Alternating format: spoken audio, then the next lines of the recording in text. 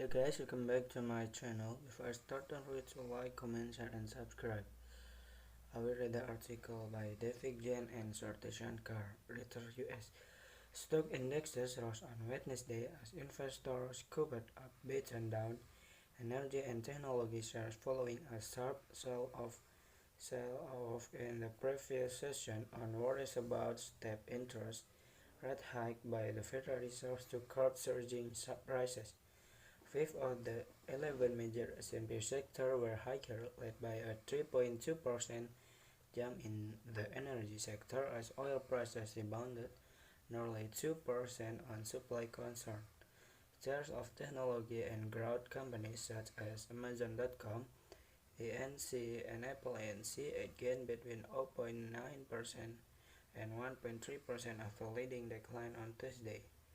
The three major indexes on Tuesday posted their biggest one-day percentage decline since June 2020 as the Consumer Price Report cemented bids that the U.S.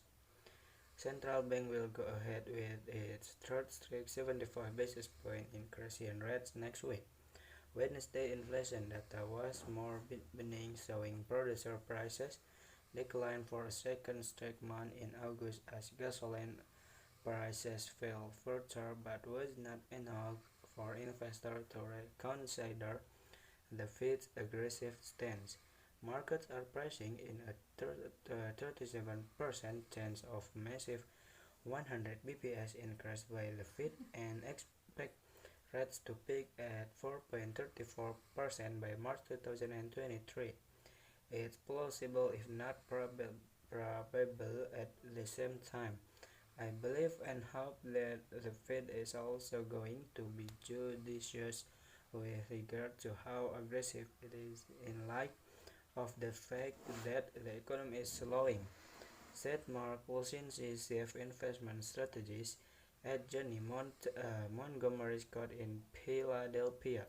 From here, it is a matter of whether we can get a rate cut bonds or what we are saying now is just simply some sellers covering it. Will be premature to say that the close we had after yesterday carnage in equity market was necessarily the bottom. Stock had rallied ahead of the inflation data with the S&P 500 managing to hold the 3,900 levels in a significant technical support by analysts as easing commodity prices, especially oil, raised hopes the Fed will scale back its aggressive policy tightening. Growing expectation of a more hawkish Fed are an unwanted development for a market already contending with worries that the central bank's effort to tame inflation could tip the economy into a recession. September, which is a seasonally weak period for markets, will also see the Fed ramp up the unwinding of its balance sheet to $95 billion per month, a move some investors for may add to volatility in market and weigh on the economy. The CBOE Volatility Index, also known as Wall Street Fear Gauge, fell to 26.53 points after hitting a two-month high in the previous session. Meanwhile, focus was also on talks in Washington with freight railroad and union officials aimed at heading of a rail shutdown looming as early as Friday that could disrupt cargo shipment, impeded food and fuel supplies, and add to inflation woes. Share of U.S.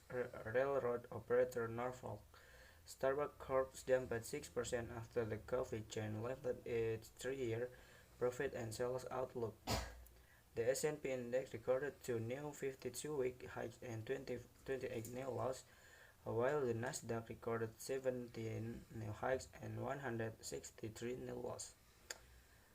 September, which is a seasonally weak period for market, will also see the Fed ramp up the unwinding of its balance sheet to $75 billion per month, a move some investors firms may add to volatility in market and weigh on the economy.